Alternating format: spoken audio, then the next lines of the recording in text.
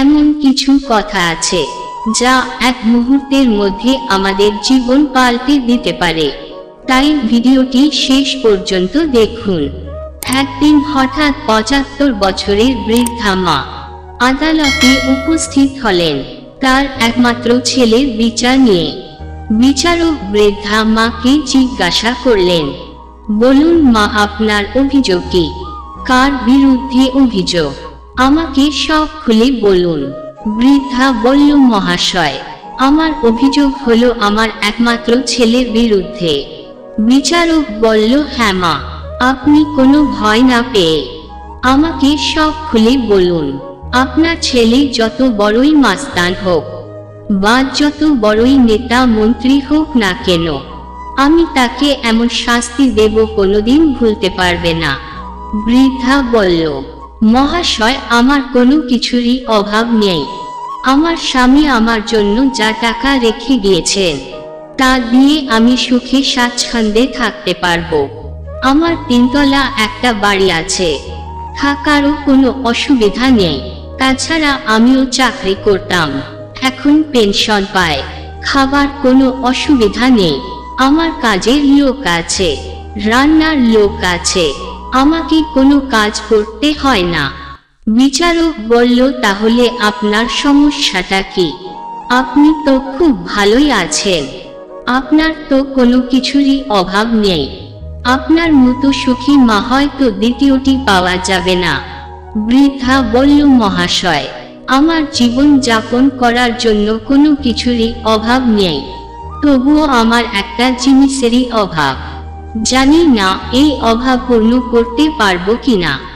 আপনি যদি আমাকে আপনার বিচার ব্যবস্থা দিয়ে আমার এই অভাব পূর্ণ করেন, তবে আপনার কাছে চিরকৃতজ্ঞ থাকব।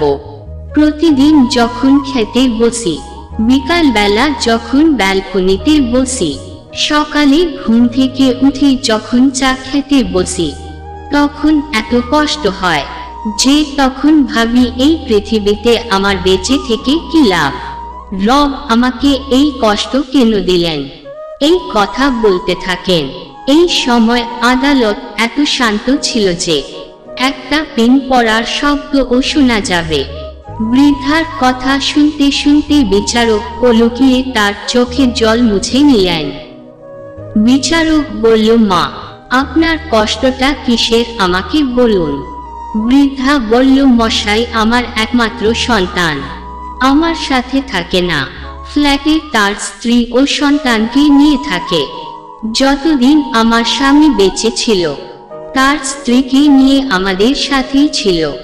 তার বাবা মারা যাওয়ার পর একদিন হঠাৎ বাড়ি ছেড়ে ফ্ল্যাটে চলে যায়। আজ 1 বছর হলো, একবারের জন্য আমার কাছে আসেনি। বিচারক বলল, বলুন এখন আপনার জন্য কি করতে পারি?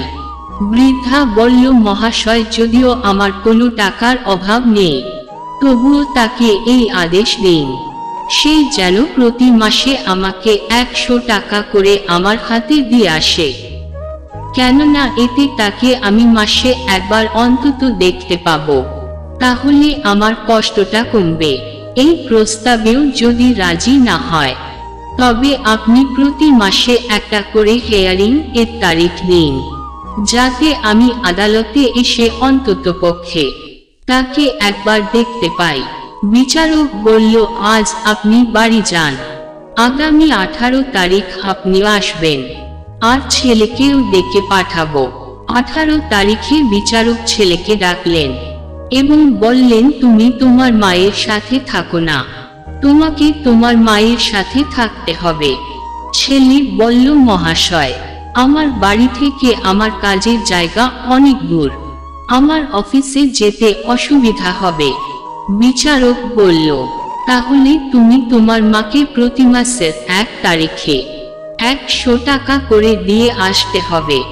ছেলে বলল, মশাই, এটাও সম্ভব নয়, আমি টাকা পাঠিয়ে দেব, কিন্তু আমি যেতে পারবো না। বিচারক বলল, তাহলে প্রতি মাসে 1 তারিখ 12টার সময় তোমাকে আদালতে হাজির থাকতে হবে। এই আদেশ শুনিয়ে বিচারক অর্ডার কপি তাকে দিয়ে দিলেন।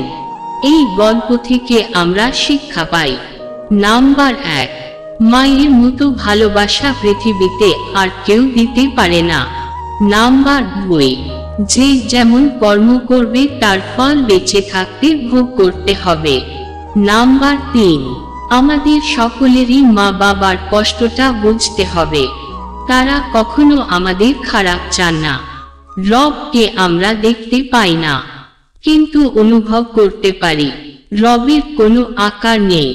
রব হলেন একটা শক্তি, যাকে বিজ্ঞানের ভাষায় বলে সুপার পাওয়ার। আবার কেউ কেউ বলেন ঐশ্বরিক শক্তি, যা আমাদের সাবকনসাস মাইন্ডের সাথে যুক্ত। এই ঐশ্বরিক শক্তি সাবকনসাস মাইন্ড এর প্রাকৃতিক শক্তির সাথে যুক্ত। আমাদের জীবনে প্রতিদিন এমন কিছু ঘটনা ঘটে, যা আমরা কল্পনাও করতে পারি না।